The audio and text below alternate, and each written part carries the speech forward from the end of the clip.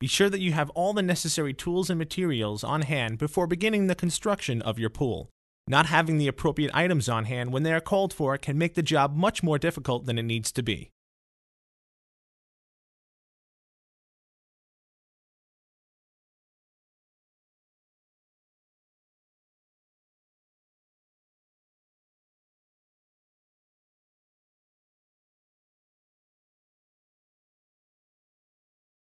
Go through the hardware packs and separate the different kinds of hardware. This will make it easier to find the necessary hardware when you need it, and to help you become more familiar with the different types of hardware you will be using in the assembly of your pool.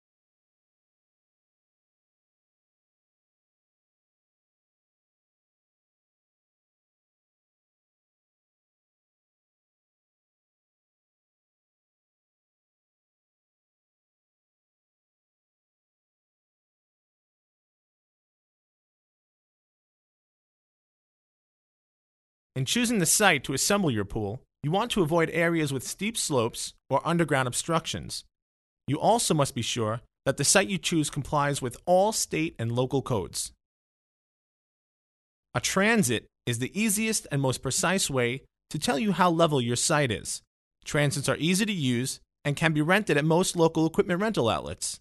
If you do not have access to a transit, a long straight board with a carpenter's level will do the job. To find the center point of your pool, it's easiest to measure off an existing object. Here, we use the fence. We measure from the fence and mark the ground where we want the outside of the pool wall to be. We then measure half of the width of the pool, or the radius of the pool, and stake the tape measure at that point. This is the center point. You now pull the tape measure to the radius measurement of your pool, plus 1 extra foot. For example, if you have a 24-foot pool, you should pull out the tape measure to 13 feet. Mark this point on the ground all the way around. This is where your pool will go. Plus, it will give you a little extra room to work. Remove all of the sod from inside the circle you just marked. The pool cannot be installed on top of any grass.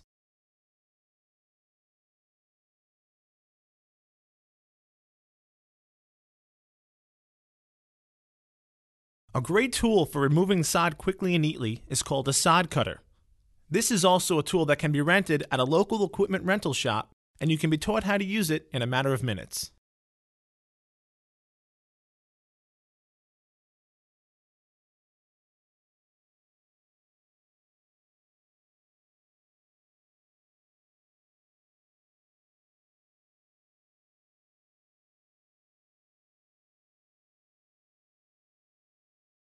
Once you've pulled up the majority of the sod, you should rake the area clean.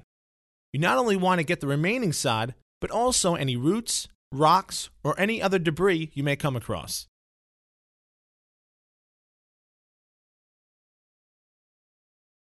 Once the area is clear of all debris, you should check how level the area is. While doing this, you should determine where the high and low points of your site are.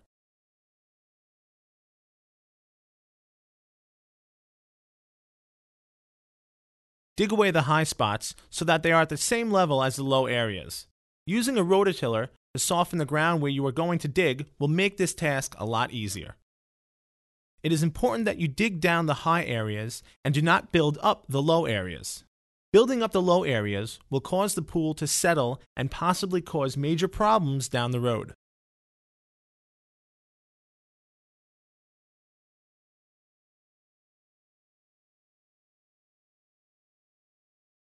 The entire area should be within 1 inch of being perfectly level before proceeding to the next step.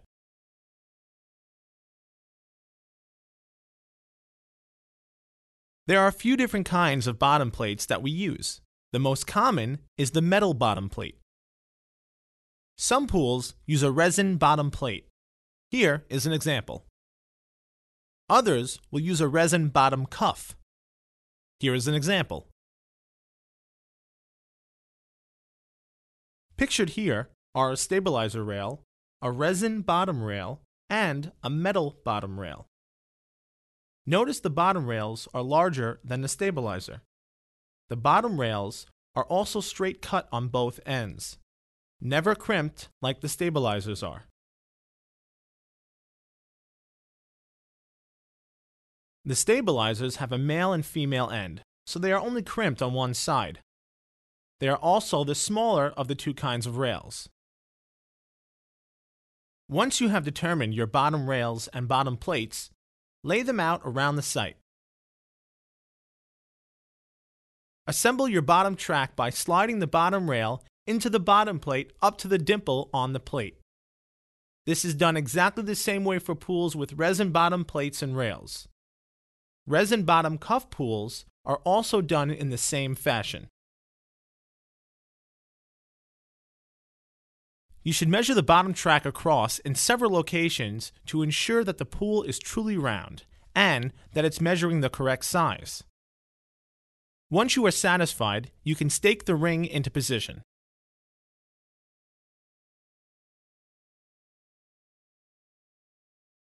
Level each of the bottom plates or cuffs. Make sure the parts are within a ½ inch of each other.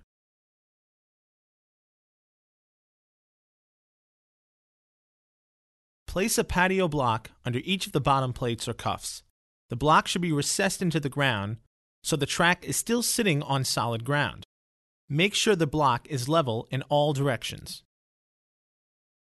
Once the block is in, recheck the level of the plate or cuff to make sure it's at the same height as it was before you put the block down. Again, this can be done without a transit. You can use a long straight board and a carpenter's level to do this job.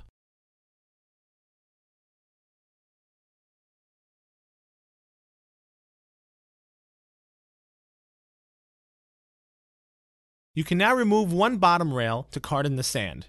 We recommend marking the two connecting bottom plates or cuffs before doing this to ensure that the rail is returned to the proper position after you have carted in the sand.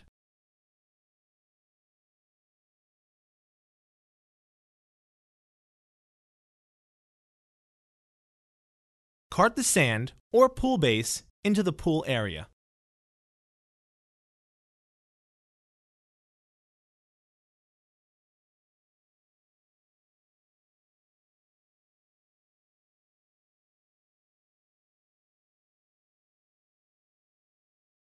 Replace the bottom rail that you took out to allow you to cart in the sand or pool base.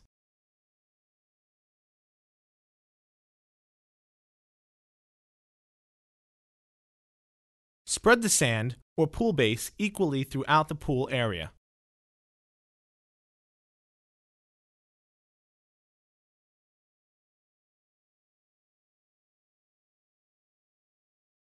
Bring the pool wall into the pool area using a flattened carton to rest it on. Make sure the skimmer cutout is on the top portion of the wall. We recommend using landscaping stakes with C-clamps around the pool area to help hold the wall during the installation. Begin by placing the wall into the track at the center of a bottom plate or cuff.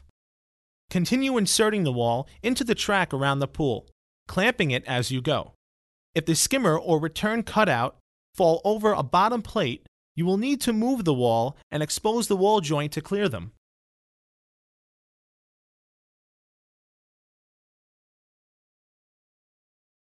If you get to the end and the wall does not properly line up, you can pull the wall back and move the bottom rails in or out of the bottom plates to get the necessary adjustment. This should be done evenly around the pool and not just where the wall joints lie.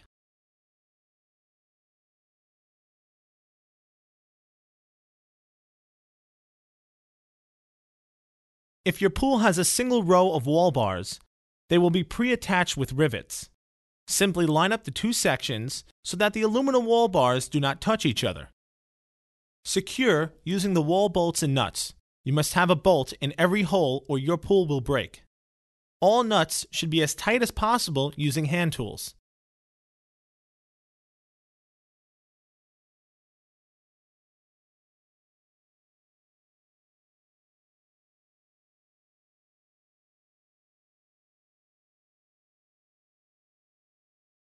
Cover all of the bolt heads inside of your pool using 3 layers of duct tape to protect the liner from edges of the hardware or any burrs created by the screwdriver. With a staggered wall bar system, the wall bars are not pre-attached. Line up the two sections of the wall so they are touching each other. Place one wall bar on the inside of the pool and one on the outside of the pool wall. Connect them using the wall bolts and nuts.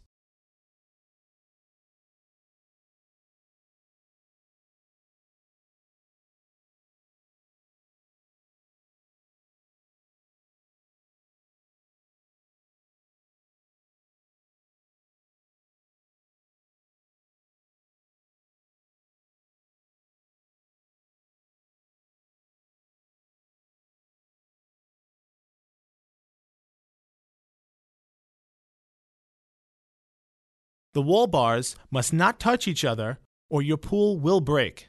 All holes must have securely tightened nuts and bolts, and all hardware should be as tight as possible using hand tools. Cover all of the bolt heads inside of your pool using 3 layers of duct tape to protect the liner from edges of the hardware or any burrs created by the screwdriver.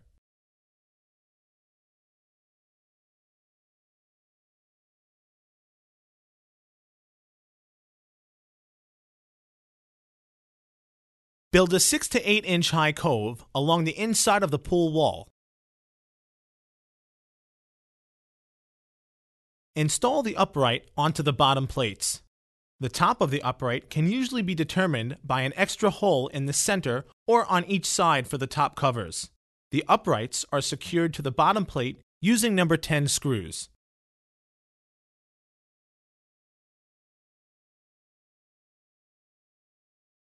If your pool has bottom cuffs, there is no hardware necessary to secure the uprights. Simply line the upright into the bottom cuff and snap it down into place. When done properly, you should see all of the tabs going through the holes in the upright. Pack down the cove you have built using a tamp or trowel. Be careful not to scratch the pool wall. Smooth out the sand or pool base using a rake.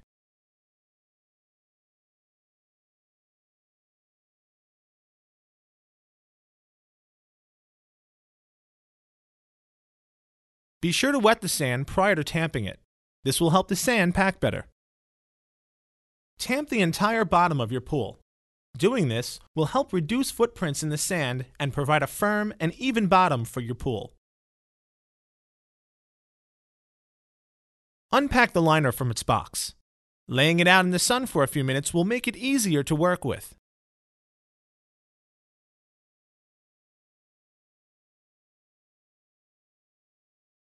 You want to re-roll the liner in a fashion that will be easy for you to work with in the pool.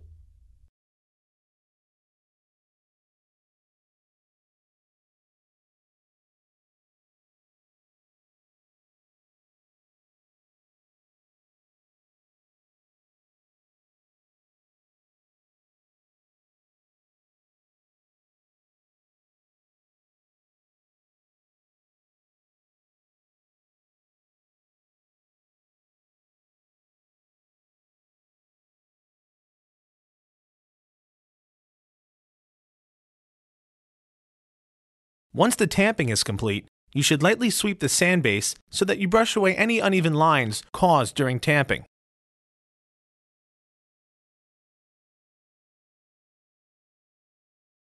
Bring the liner into the pool and spread it out evenly. Do not walk on the liner with your shoes on. Please be aware that there are a few different kinds of liners that are popular in today's market.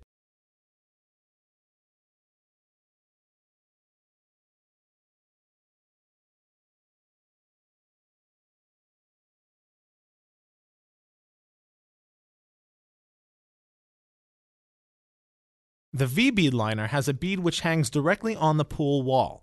There is no coping used with this type of liner. The stabilizer rails will be secured directly on top of the V-bead itself. The snap bead liner requires a separate bead track. The track is installed on top of the pool wall and the snap bead liner is snapped into this track.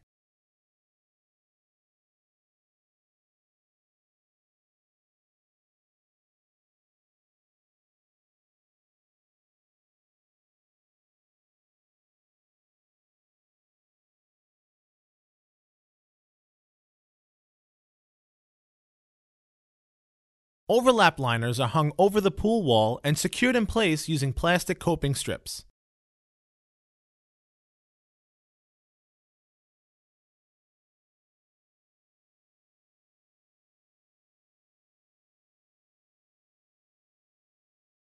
Unibead liners can be used as either a V-bead or a snap bead liner. They come out of the box as a V-bead liner. You can also cut and peel away the V-bead portion, leaving you with a snap bead liner.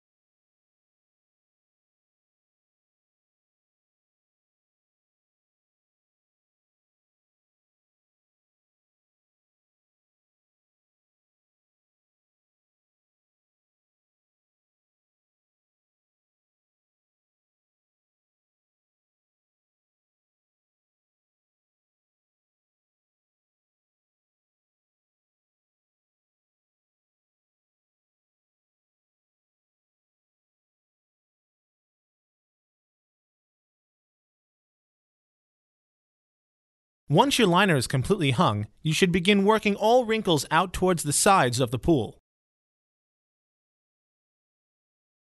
Install the stabilizer rails over the top of the pool wall. These rails will telescope into each other approximately 1 inch, forming a continuous circle around the pool. Once the stabilizer rails are on, you will no longer need the landscaping stakes and C-clamps.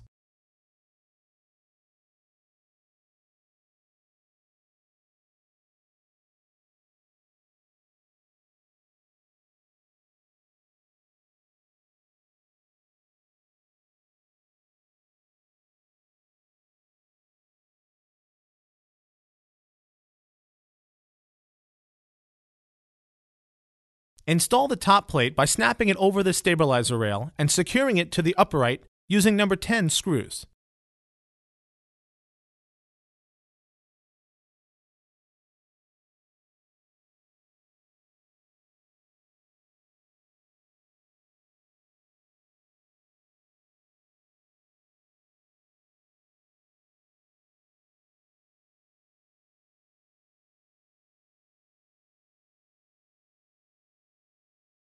Make sure the uprights are perfectly straight up and down using a carpenter's level.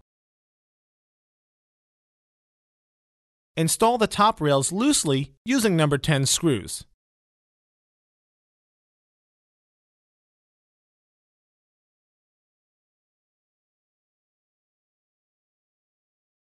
Once you have all of the rails in place, you can tighten down all of the screws.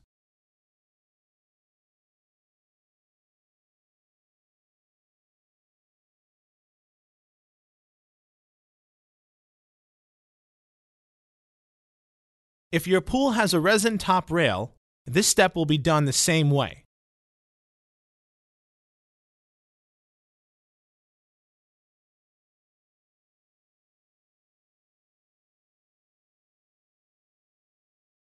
But you will use a number 10 screw that is 1 inch long and has a washer attached to it. There are many versions of top covers. Please consult the final step in your instruction booklet to ensure that you do yours correctly.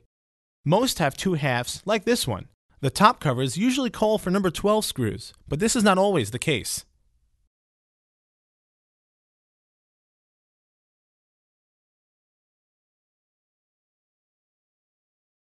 Begin filling the pool slowly. It is during this first inch of filling that you will still be able to work out the wrinkles by kicking them to the outside of the pool.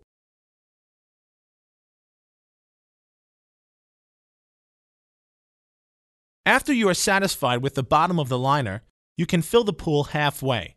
At that point, consult the separate skimmer instructions on how to install your skimmer and return fittings. Once they are on, you can attach your filter system and fill the pool the remainder of the way. Before anyone uses the pool, you need to install the safety labels packed in the yellow envelope that came with your pool. If you do not have these labels, please contact your dealer or the manufacturer and you will be given another set at no charge. Your warranty will be voided if these labels are not installed. The large sticker goes on the outside wall of the pool directly next to the entry system. This should be visible to anyone about to enter the pool. The smaller label is attached on the liner, above the waterline, directly opposite the pool's entry point, again being visible to anyone entering the pool. See the installation instruction booklet for any additional safety precautions. Never leave children unattended in the pool area. Never leave open access to the pool when there is no supervision present. Follow all local laws and regulations. Obtain all required permits before building your swimming pool.